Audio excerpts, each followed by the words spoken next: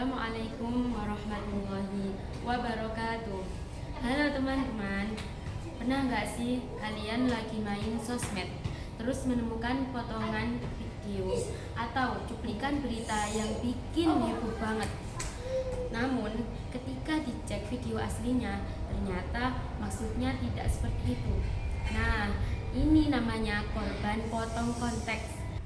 Di zaman sekarang ini, kalau kita tidak tahu konteks atau latar belakang sebuah masalah, pasti kita bakal gampang banget salah paham. Sama seperti kehidupan kita sehari-hari. Ayat-ayat di dalam Al-Quran juga punya konteksnya masing-masing. Di dalam ulumul Quran, latar belakang atau sebab-sebab turunnya ayat-ayat Al-Quran itu disebut dengan istilah asbab an-nuzul. Mengapa ini penting banget? Yuk kita bahas singkat di video kali ini. Biar mudah dipahami, Al-Quran itu tidak turun secara langsung jepret satu buku tebal dari langit, tetapi Allah menurunkannya secara berangsur-angsur, kurang lebih 23 tahun. Mengapa harus berangsur-angsur? Karena Al-Quran itu sifatnya interaktif. Al-Quran hadir untuk merespon apa yang sedang terjadi pada masyarakat saat itu. Salah seorang ulama besar, beliau Mana Al-Qattan, menjelaskan bahwa asbab an-nuzul secara umum terbagi menjadi dua. Yang pertama, karena adanya peristiwa atau kejadian nyata di kalangan sahabat.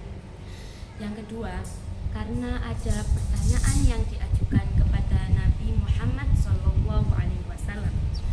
Jadi, ketika para sahabat lagi menghadapi masalah atau ada konflik atau bahkan ada yang lagi bertanya kepada Rasulullah SAW, langsunglah turun ayat Al-Quran sebagai jawaban langsung dari Allah Subhanahu wa Ta'ala.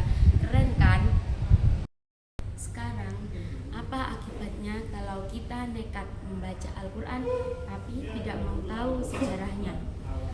Kita bisa gagal paham dan salah menyimpulkan hukum agama. Kita ambil contoh dalam Quran surah Al-Baqarah ayat 115 yang berbunyi walillahil masyriqu wal maghrib fa aynama tuwallu fatamma wajhullah innallaha wasi'un alim, yang artinya, dan milik Allah lah timur dan barat, kemanapun kamu menghadap, di sanalah wajah Allah, sungguh Allah maha luas, maha mengetahui. Kalau ada orang yang baca ayat tersebut mentah-mentah tanpa mengetahui sejarahnya, bisa jadi dia berpikir, wah sholat mah bebas tanpa harus menghadap kiblat. Kan katanya kemanapun kita menghadap, di situ ada Allah. Wah, bahaya banget kan?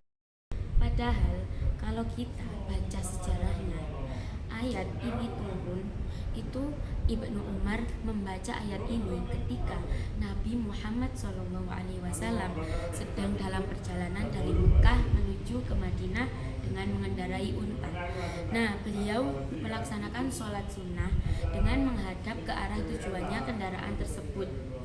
Nah, sholat sunnah ketika dalam perjalanan tidak perlu dipersulit soal arah, karena kemanapun kita menghadap, disitulah kehadiran Allah. Namun ketika sholat wajib, syarat menghadap kiblat itu tetap berlaku.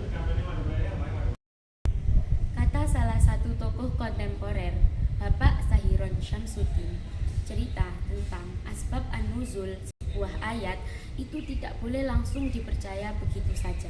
Ulama bakal ngetes, ini yang cerita orangnya jujur nggak? Ceritanya masuk akal nggak secara sejarah? Atau jangan-jangan ceritanya cuma dibuat-buat oleh orang untuk kepentingan politik atau golongannya saja. Nah, lewat sensor yang ketat inilah kesucian Al-Quran tetap terjaga keasliannya sampai sekarang.